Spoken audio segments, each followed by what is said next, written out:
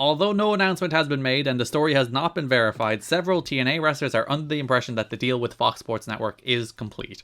The most common belief is that the show will air on Saturday nights, it ended up being Friday afternoons, and that the company will drop the Wednesday pay-per-views in favour of monthly Sunday night pay-per-view events. There is a lot of talk that the deal TNA is negotiating is essentially a 13-week trial period that the network could choose to opt out of if the ratings aren't decent. The first show could air sometime in June. It does. One source says some TNA officials are outright saying once we get on Fox Sports Net when discussing future plans, which make wrestlers believe that it is a matter of when, not if. Some TNA office workers and wrestlers are hoping that the FSN deal will lead to major changes in how the show is booked. The feeling is that because the show will be tracked by the Nielsen ratings, management will finally see which wrestlers are over and which are not.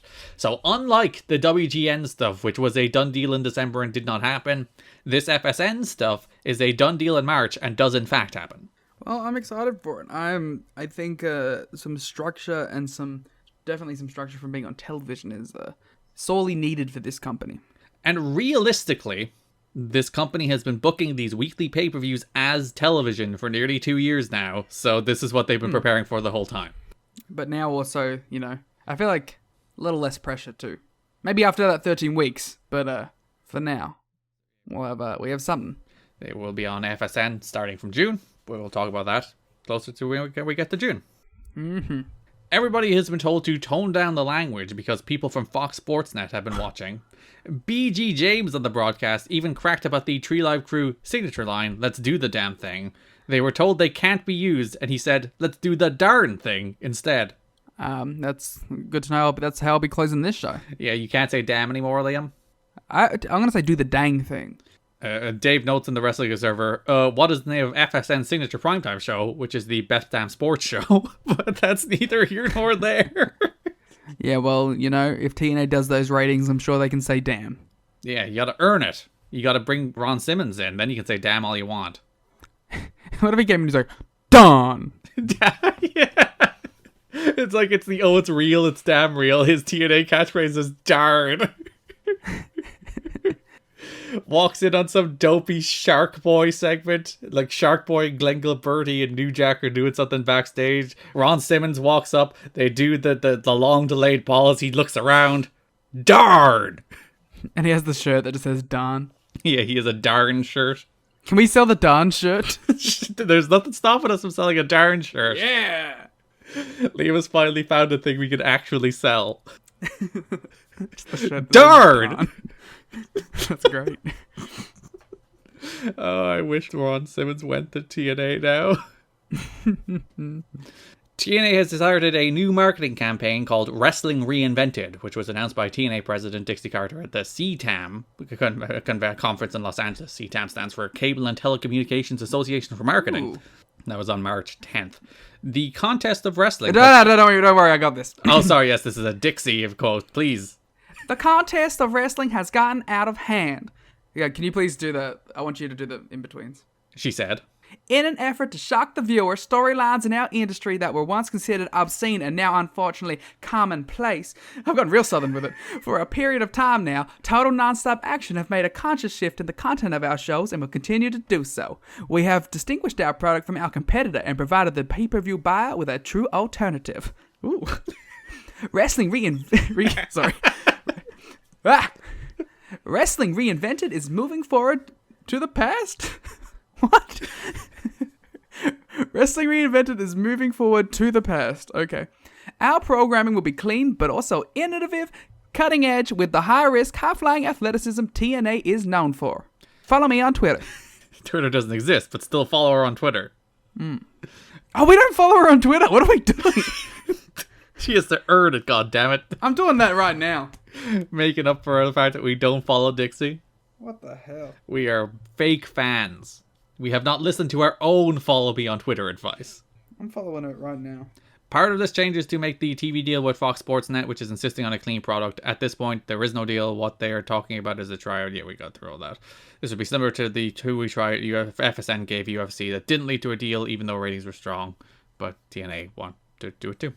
I remember, maybe it hasn't happened yet, but I remember hearing on something, I think it was maybe Between the Sheets, they were talking about how TNA was like reaching out to UFC to do some sort of cross-promoting thing, and UFC were like, no. Yeah, I think the Jarrett has a meeting with the UFC in April that we'll talk about. That'd be a cool crossover. We get that era of UFC guys crossing over. Instead of Bellator, the guys that made the right decision. The like weird like paths of TNA and UFC overlapping and overcrossing, particularly in this era, it's because they both had the FSN tryout. They both ended up on Spike. Obviously, like Ken Shamrock is first TNA World Champion. Tito Ortiz, we'll see Tito. We actually have a note about Tito Ortiz this month, but we'll see Tito Ortiz in 2005. But yeah, those like crossover paths are quite interesting, especially when you see UFC went on to become like a juggernaut. I would like to send out congratulations to Dixie Carter and Surge, who are celebrating their happy anniversary. Oh, congratulations to them, particularly Surge, who performed some bangers. Yeah. Trifecta Entertainment, Texfield Tunes, voiceover artist. Trifecta Entertainment is Dixie's company. Ah, that's fun.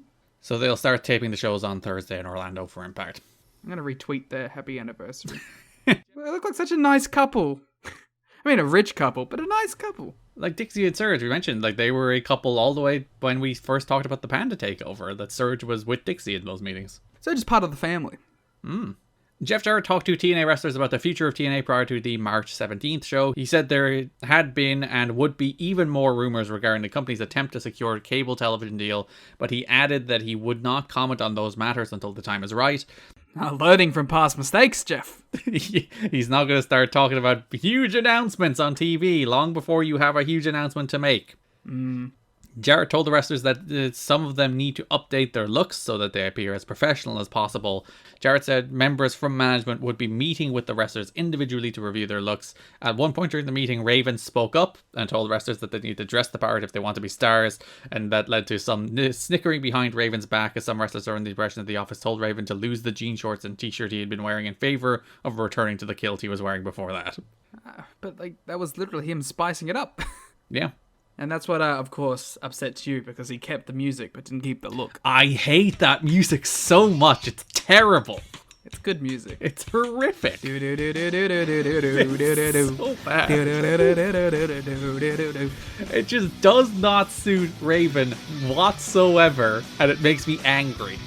You can get all the ECW stands yelling at you. Good. His themes, I don't think I've ever heard that song, ECW, but that clearly is bad. You haven't, well, the real version of the song he used in ECW. Still, I'm sure the real version of the song is bad. That's a good song. It does not work, especially because his TNA theme song is legitimately a banger. It's a top 10. He does get the old theme song back.